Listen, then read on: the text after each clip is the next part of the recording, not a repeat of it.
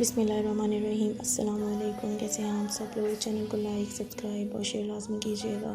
اللہ تعالیٰ آپ لوگوں کو ہمیشہ ایسے ہی ہنستا مسکراتا رکھے۔ میں اس میں آپ لوگوں کے ساتھ دو چیزیں شیئر کر رہی ہوں، ایک ہے درود پاک کی بہار ہے اور دوسرا ہے گناہ اور توبہ پر مبنی ایک چھوٹا سا واقعہ۔ درود ابراہیمی۔ ایک بزرگ فرماتے ہیں کہ ہر کسی کی عبادت اس کی قسمت میں لکھی ہوتی ہے، لیکن درود پاک ایک ایسی عبادت ہے جو کسی کی قسمت میں نہیں لکھی ہوتی، بلکہ یہ عبادت تو اللہ اور اس کے حضور صلی اللہ علیہ وسلم کے خصوصی نگاہ کرم سے ملتی ہے۔ درود پاک پڑھنے اور اس کی دعوت دینے کا کام ہر کسی کو نہیں لگائی جاتی ہے، تو آپ تمام لوگ درود پاک پڑھ کر کمنٹ باکس میں ڈن لازمی لکھیے گا اور اس ویڈیو کو زیادہ سے زیادہ شیئر کیجیے گا تاکہ وہ لوگ بھی درود پاک پڑھ سکیں۔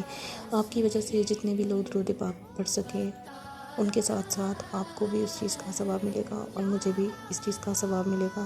ماشاء اللہ، سبحان اللہ، صلی اللہ علیہ وآلہ وسلم۔ اب چلتے ہیں واقعے کی طرف۔ واقعہ کیا ہے؟ واقعہ ہے گناہ اور توبہ پر مبنی۔ اس میں ہمیں یہ بات بتائی جا رہی ہے کہ ہمیں اپنے گناہوں کی توبہ کرنی چاہیے۔ اللہ تعالیٰ ہم سب کے گناہوں کو معاف فرمائے اور ہماری توبہ قبول فرمائے۔ واقعہ کیا ہے؟ واقعہ کچھ اس طرح سے ہے۔ ایک آدمی نے 99 قتل کیے۔ بنی اسرائیل میں فہر ایک عبادت گزار سے پوچھا کہ 99 قتل ہو چکے ہیں، توبہ ہوگی؟ کہا نہیں ہوگی، تو اس نے اسے بھی قتل کر دیا۔ اب ہو گئے 100 قتل۔ پھر ایک عالم سے پوچھا کہ 100 قتل ہو گئے ہیں، کیا اب توبہ ہوگی؟ کہا بیٹا کیوں نہیں ہوگی، لیکن ایک شرط ہے کہ توبہ پکی ہو۔ یہ شہر گندہ ہے، اسے چھوڑ دو، وہ شہر نیک لوگوں کا ہے، وہاں جا کے آباد ہو جاؤ۔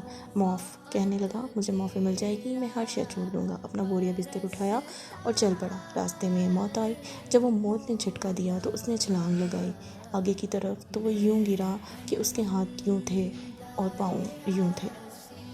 تو یوں ہوا کہ اللہ تعالیٰ نے یہ قصہ ہم تک پہنچانے کے لیے 2 فرشتوں کو چھٹی دے دی۔ جنت کا فرشتہ بھی آ گیا اور دوزخ کا فرشتہ بھی آ گیا۔ دوزخ کا فرشتہ کہنے لگا ہمارا مجرم ہے، ہم لے جائیں گے، اور جنت کا فرشتہ کہنے لگا ہمارا مہمان ہے، ہم لے کر جائیں گے۔ جہنم کا فرشتہ کہنے لگا اس نے توبہ نہیں کی، ہمارا مجرم ہے، ہم لے کے جائیں گے، اور جنت کا فرشتہ کہنے لگا ہمارا مہمان ہے، توبہ کر چکا ہے، گھر سے نکل پڑا ہے، ہم لے کے جائیں گے۔ جہنم کا فرشتہ کہنے لگا ابھی اس بستی میں نہیں پہنچا، ہمارا مجرم ہے۔ جنت کا فرشتہ پہنچنا ضروری نہیں، نیت ضروری ہے۔ تو اللہ نے تیسرا فرشتہ بھیجا کہ جاؤ بھائی ان میں فیصلہ کرواؤ۔ اب کیا فیصلہ؟ یہ اس کی میت پڑی ہوئی ہے، یہ نیک لوگوں کی بستی ہے، یہ اس کی اپنی بستی ہے، فاصلہ ناپو۔